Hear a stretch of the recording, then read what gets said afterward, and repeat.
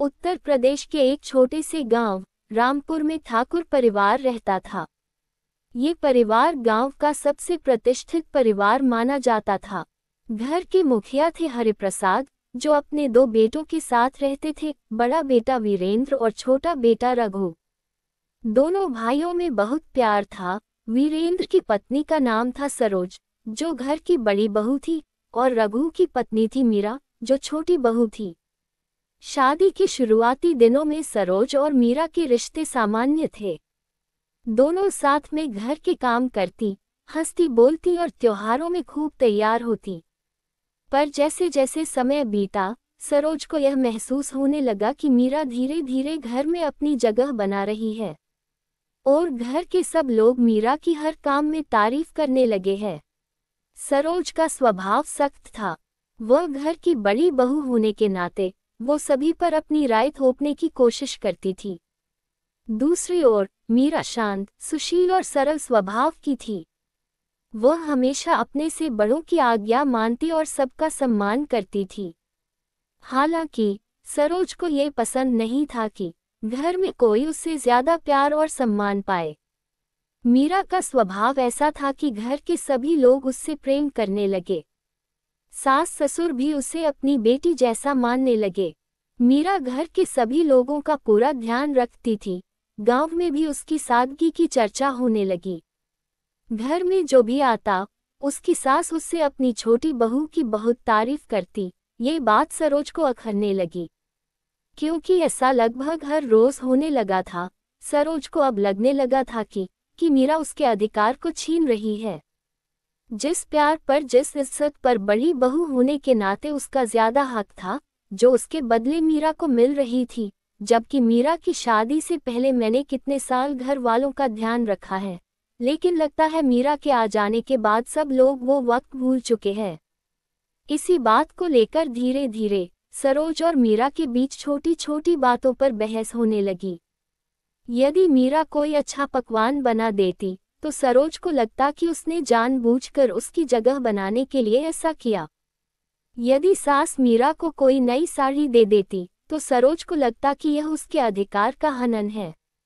मीरा पर सरोज कभी भी भड़क जाती और कहती, अब तू मुझे सिखाएगी कि घर कैसे संभालना है। मीरा ये सुनकर ज्यादातर तो चुप रह जाती, क्योंकि उसे लगता सरोज इस घर की बड़ी बहू है, और वो भी उसकी सास की तरह ही सम्मान की बराबर हकदार है। सरोज के इस तरह के स्वभाव से घर में सभी को इस बात का अंदाजा हो गया कि दोनों के बीच तनाव बढ़ता जा रहा है। सरोज के पति ने भी कई बार कोशिश की कि घर का माहौल ठीक हो जाए और सब लोगों में पहले जैसा प्यार हो, लेकिन सरोज के दिल में मीरा के लिए नफरत इतनी भर चुकी थी कि उस पर किसी की भी बातों का कोई असर नहीं होता था।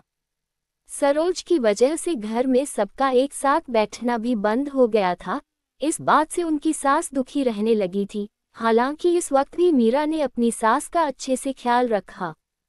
इसी तरह समय बीतता गया और सरोज और मीरा के बीच दूरियां बढ़ती रहीं। फिर एक दिन अचानक ठाकुर हरिप्रसाद की तबीयत बिगड़ गई। घर में सब घबरा गए। डॉक्टर को बुलाया गया, लेकिन तब तक स्थिति गंभीर हो चुकी थी। हरिप्रसाद जी की मृत्यु के बाद घर में एक बड़ा बदलाव आया। अब घर की सारी जिम्मेदारी दोनों बहुओं पर थी।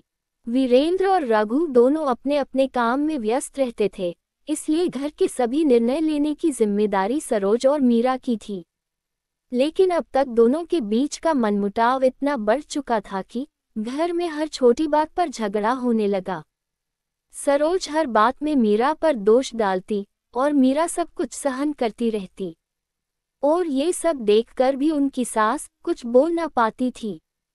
एक दिन की बात है, सरोज के बेटे रोहित को बहुत तेज बुखार हो गया और सरोज अपने बेटे की देखभाल कर रही थी। सरोज बहुत घबरा गई थी, क्योंकि सरोज के पति अपनी माँ और भाई के साथ दूसरे शहर किसी शादी में गए थे और घर में सिर्फ सरोज, मीरा और दोनों बच्चे थे।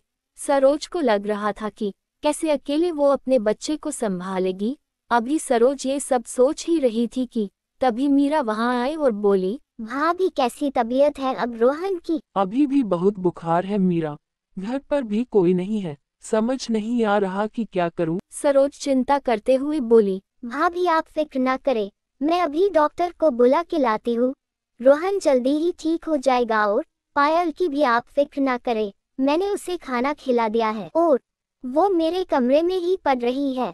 आज वो मेरे पास ही सो जाएगी, आप सिर्फ रोहन का ध्यान रखिए। कहकर मीरा डॉक्टर को बुलाने चली गई।